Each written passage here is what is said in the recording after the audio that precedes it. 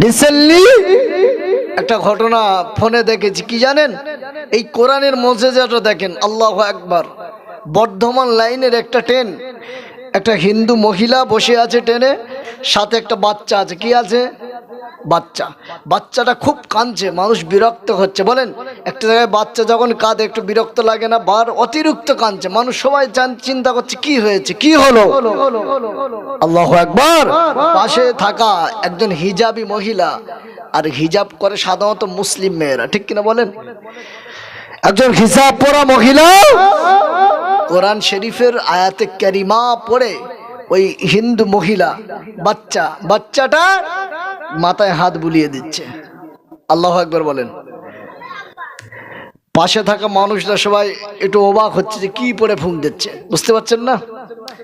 খবরে বলছে যে মহিলাটা সম্ভবত আয়াতুল কুরসি, জানেন আয়াতুল কুরসি? এই আয়াতুল কুরসিটা তেলাওয়াত করছিল। মহিলাটা মানে হাত মাথায় বুলিয়ে দিয়েছে বাচ্চাটার, কিছুক্ষণের মধ্যে আল্লাহর কি কুদরতি কারিশমা, বাচ্চার কান্না বন্ধ হয়ে গেছে। সুবহানাল্লাহ বলেন। এই যে আল্লাহর কোরআনের কুদরতি কারিশমা, ট্রেনের মানুষগুলো দেখে অবাক হয়ে গেছে।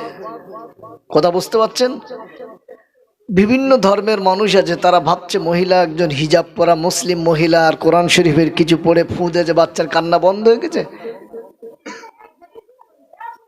আল্লাহর নেয়ামতি ওজমা কালাম, মুকদ্দাস কালাম কোরআনুল মাজিদের আয়াতে কারিমার পাওয়ার আছে না নেই? আল্লাহ বললেন, অনুনাজ্জিলু মিনাল কোরআনি মা হুয়া শিফাউ ওয়া রাহমাতুল লিল মুমিনিন। আমি আল্লাহ কোরআনটাকে মুমিনদের জন্য শিফা বানিয়েছি। মন খুলে বলুন সুবহানাল্লাহ। এই কোরআনের পাওয়ার আজও কমে গেছে নাকি? আজও কমে গেছে?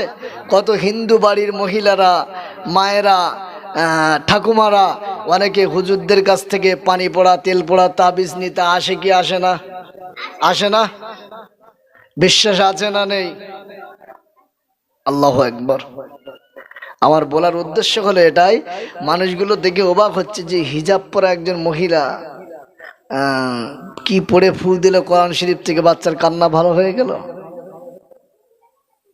আল্লাহু আকবার।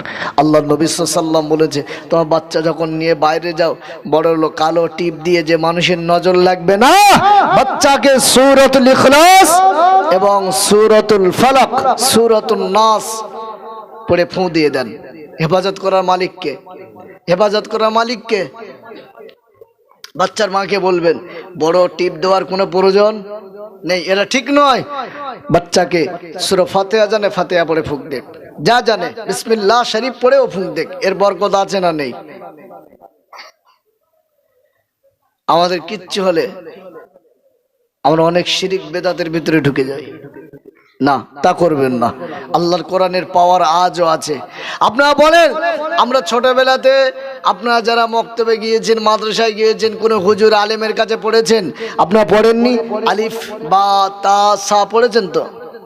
হ্যাঁ, আলিফ বে তে সে যাই বলেন না কেন, পড়েছেন তো? ওস্তাদের কাছেও পড়েছেন। বলেন, এই আলিফ থেকে ইয়া পর্যন্ত এর একটা গুরুত্ব আছে না নেই? কথা বলেন। এর মানে হয়তো অনেকে শোনেননি, শুনবেন কি? এর মানে শুনবেন।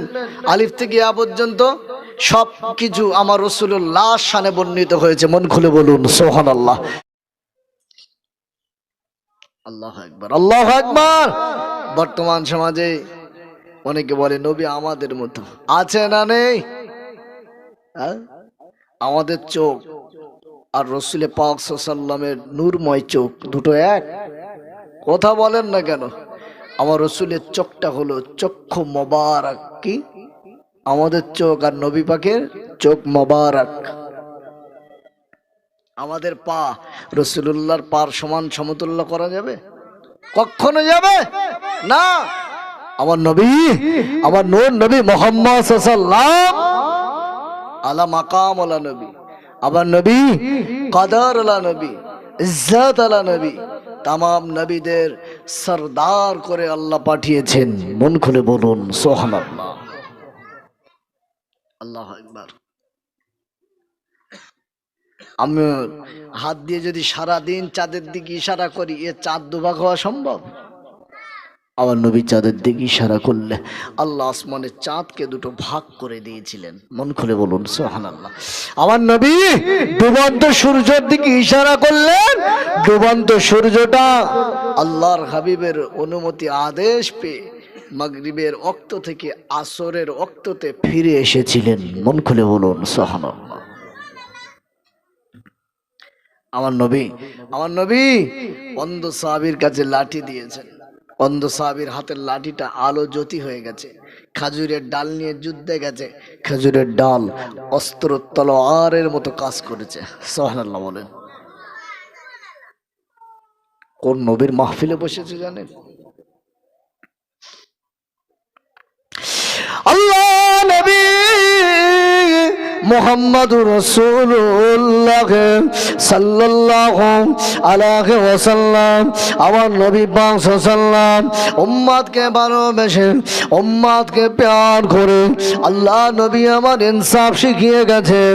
আল্লাহ নবী ইনসাফ দেখিয়ে দিয়ে গেছেন। আল্লাহ নবীও ইনসাফ করে গেছেন। আল্লাহ নবী আমার রাসূলের পাক সাল্লাল্লাহু সাহাবীদের নিয়ে যুদ্ধের ময়দানে হাজির হতেন ইসলামকে টিকিয়ে রাখার জন্য। আমার নবী পাকের সাহাবীরা যুদ্ধের ময়দানে যেতেন। আল্লাহ নবী সাহাবীদের লক্ষ্য করে বলতেন, ও বাবা সাহাবীরা, আমি রাসূলুল্লাহ বলি, বাবা যুদ্ধতে যদি জয়ী হয়ে যাও, যুদ্ধেতে যদি আমার আল্লাহ বিজয় দিয়ে দেন, আমি মুহাম্মাদুর রাসূলুল্লাহ বলি, তোমরা যেন তাঁবুতে থাকা মহিলাদের উপরে অত্যাচার করবে না। ও বাবা সাহাবীরা, আমি নবী পাক বলি, যুদ্ধে জয়ী হওয়ার পরে বাচ্চাদের প্রতি আক্রমণ করবে না বাবা। এটা হলো আমি রাসূলুল্লাহর আদেশ।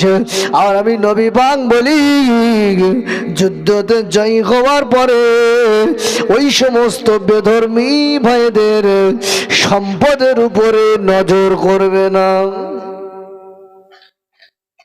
এরা যুদ্ধের ময়দানে দাঁড়িয়ে এরকম কঠিন পরিস্থিতিতে নবী কি বলছেন? যুদ্ধেতে জয়ী হওয়ার পরে তাঁবুতে থাকা মহিলাদের উপরে অত্যাচার করা যাবে না, বাচ্চাদের উপরে, ওদের যে ধন সম্পদ আছে তার উপরে না, এটা করা যাবে না।